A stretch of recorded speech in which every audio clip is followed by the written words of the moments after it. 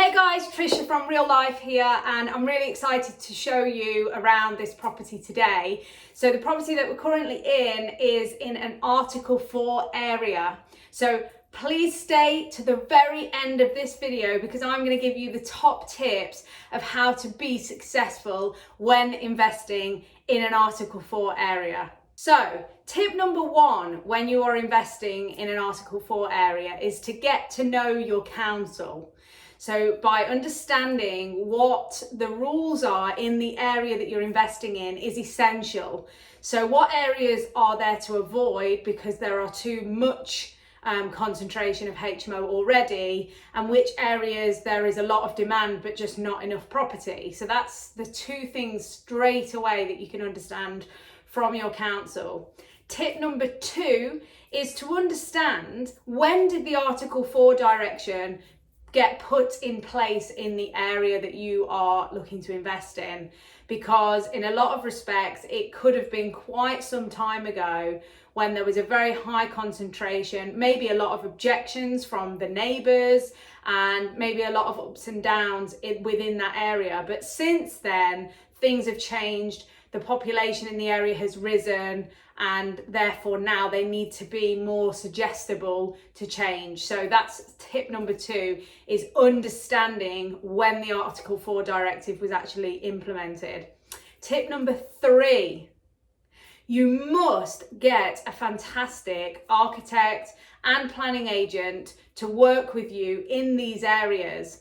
When you have somebody that is key in understanding what the product is that you're trying to deliver, how they understand how to deal with the council planning officers, to make use of what you're going to be doing to the property, and for them to explain this and get this across to the committees, etc., in the best way, because they're going to be taking care of the planning application and the process of getting it through to being granted for you. So they need to be somebody that is an experienced person. Otherwise, that's when challenges arise. So if you try and cut corners with doing applications yourself and things like that, you may think, oh yeah, I'm going to save 1,000 or 2,000 or whatever it might be, but it's actually going to lose you money later on if you get into hot water with this problem of lots of objections coming up and things like that. So you need an experienced planning agent, architect to be able to work with you on the deal so that it can be put across in the best light. Tip number four.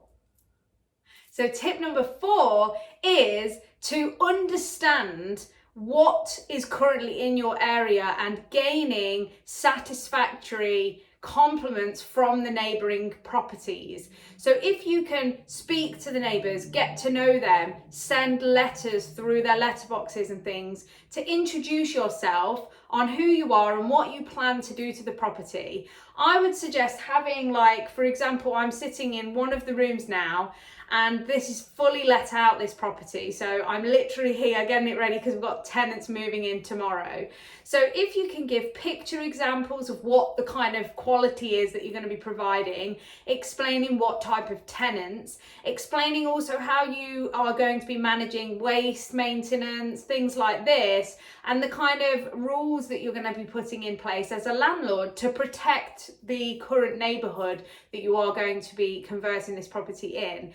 A lot of the time, neighbours object to the application because it's a lack of understanding as to what it is that's being brought into this area. So it's not really a challenge around the fact that they just don't want HMOs in their area.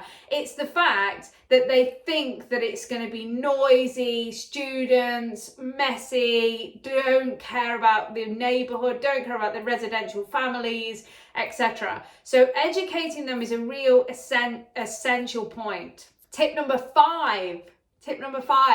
So tip number five, again, is to working with the council, planning agent, with your neighbours, and your lettings team to gaining successful tenants based on what you are looking to provide in this area. So it's about attracting the right tenants that aren't going to create problems for you running down the line, because then it does get you into a position of lots of complaints and objections, which doesn't then help you for future buying in that area. So how you manage and maintain the property is essential as well. So if a problem comes up, don't allow that problem to, keep going and going and going until it gets out of control, because then you are going to create yourself more time, more money in dealing with all of this later on down the line. And then it does create a problem in that area if you are looking to purchase even more and get those through to planning as well.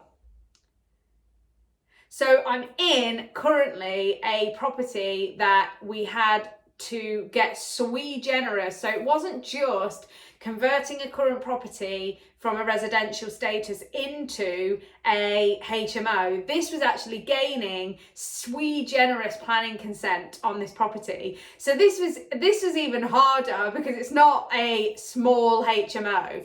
So just to get you into the loop, if you are a bit unsure about what it means to invest in an Article 4 area or what that even is. So one, Article 4 area is a basic planning permission consent that the council have brought in your area.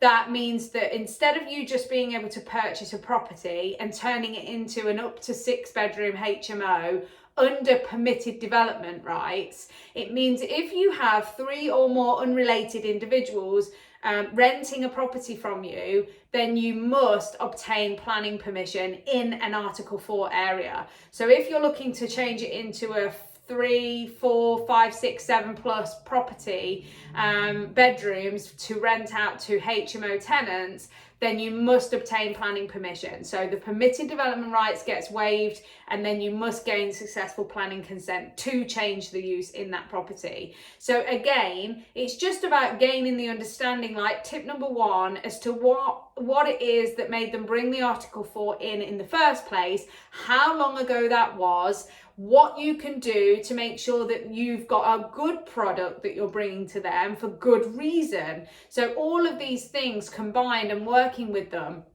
is absolutely essential. So this particular property, I got the planning through and we got it granted for sui generis. 13 occupants can reside in this property. It's 9 bedrooms in total, but 13 occupants can reside here because we have some rooms like the one I'm in right now, which is enormous and therefore can be taken care of with dual occupancy. So that means we can charge a bit more on rent if there is a couple in this room because of insurance, more wear and tear, etc. on the actual living.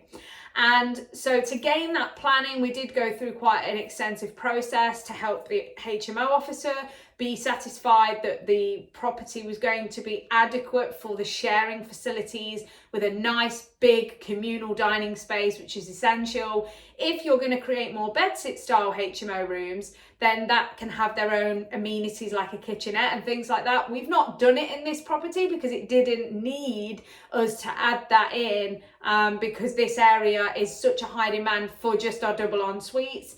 But again, it's good to mix it up in your strategy on what kind of rental accommodation you're bringing to market. So this one is, literally it's Sunday right now and I've got 9 tenants moving in tomorrow. So we have worked really, really well with our teams, with our planning agent, with our architects to get this product to its completion in a successful way, and it's fully let before we've even finished. So I'm literally here. I've been putting stencils on the doors for the door numbers and everything. So real race to the finish to get this done.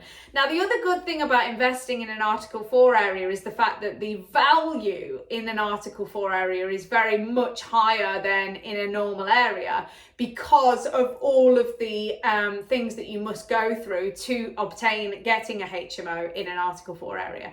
So again, maybe a bit tricky, maybe a bit tougher than people might like to think by investing in one of these areas. But if you do it right and you follow these steps, I guarantee you will have an absolute wonderful, successful journey with lots of tenants making lots of cash flow for you. So I'll see you again soon.